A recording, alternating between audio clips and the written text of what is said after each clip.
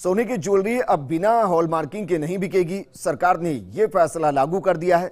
जयपुर के ज्वेलर्स फैसले का स्वागत कर रहे हैं, लेकिन कुछ कमियों की तरफ भी सरकार का ध्यान आकर्षित करना चाहते हैं। ये रिपोर्ट देखिए।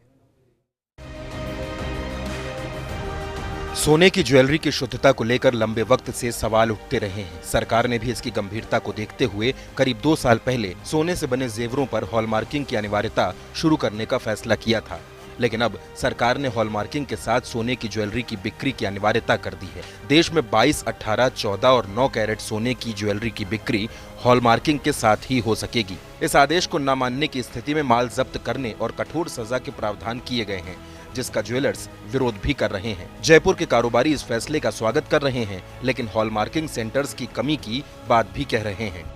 देखिए, भारतीय मानक ब्यूरो द्वारा ये पहल और ये अनिवार्यता अच्छी बात है, लेकिन हम ज्वेलर पहले भी अच्छी ही प्योरिटी बेचते थे। जितने भी ये वर्षों से सदियों से चला आ रहा है, सोने के अंदर ही इन्वेस्टमेंट हो रहा है सभी लोगों का। कुछ एक लोग जो इस तरह की प्योरिटी को सही नहीं दे रहे हैं, उनके लिए ये कंपलसरी हो जाएगा कि ये BIS सर्टिफाइड ज्वेलरी ही बेचें। ये बहुत अच्छी बात है। और थोड़ा सा हमारे को समस्या ये रहेगी कि असेइंग सेंटर या हॉलमार्किंग सेंटर हर जगह नहीं होने के कारण हमें दूर भेजना पड़ता है, तो उसकी जो रिस्क जो फैक्टर है वो हमारे को थोड़ा सा परेशान करता है। बाकी इसके तरफ भी आप लोगों के माध्यम से सरकार को ध्यान देना चाहिए। ये बहुत खुशी की बात है कि आज से ये हॉलमार्किंग की अनिवार्यता पूरे देश में शुरू हो गई है। हम लोग जैसे कि 2008 से सिर्फ 100% हॉलमार्क ज्वेलरी बेचते आए हैं।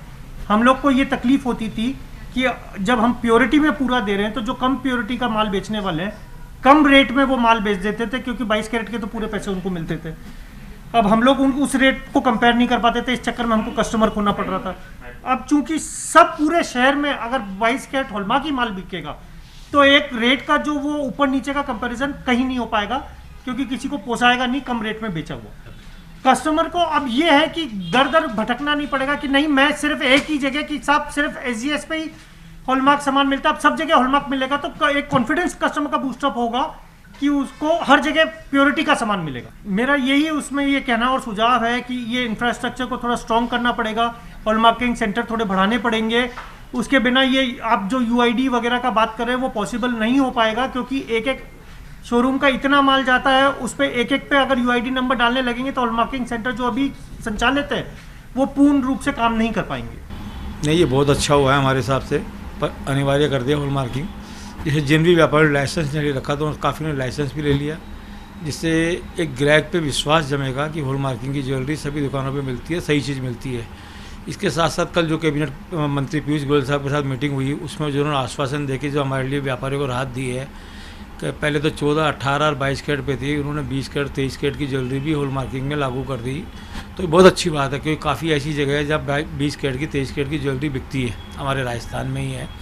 उसके अलावा छोटे कारीगरों के लिए राहत दे दी जो 40 लाख से नीचे के टर्नओवर वाले हैं, क्योंकि गाँव में ऐसे बहुत ही छोटे छोटे सुनार थे जिनके यहाँ छोटे छोटे लोग बाग अपने घर से सोना ले आते हैं या कुछ कैश दे के ज्वेलरी बना लेते हैं।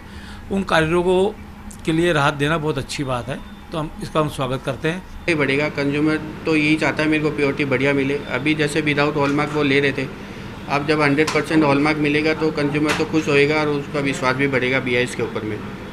और जहाँ तक काम का लोड है तो अभी तो इंस्टेंट थोड़ा काम का लोड बढ़ेगा ही हमारे ऊपर में, क्योंकि सब ज्वेलर्स जो जिनके पास पहले नॉन लाइसेंस ही थे अब वो सर्टिफिकेशन लेंगे, उसके बाद में हमसे हॉलमार्क कराने के लिए भेजेंगे, तो थोड़ा सभी सेंटरों पे बहुत बढ़ेगा। सरकार ने सोने की ज्वेलरी पर हॉलमार्किंग की अनिवार्यता को शुरू कर दिया है, लेकिन बड़ा सवाल अब चांदी की ज्वेलरी को भी इस श्रेणी में लाने को लेकर है। ग्राहकों का कहना है कि जितनी हेराफेरी चांदी की ज्वेलरी में होती है उतनी तो सोने की ज्वेलरी में भी नहीं होती। ऐसे में केंद्र सरकार से उम्मीद की जानी चाहिए कि वो चांदी की ज्वेलरी की हॉलमार्किंग पर भी ध्यान देगी और मौजूदा हॉलमार्किंग सेंटरों पर चांदी की हॉलमार्किंग की सुविधाओं का विस्तार करेगी।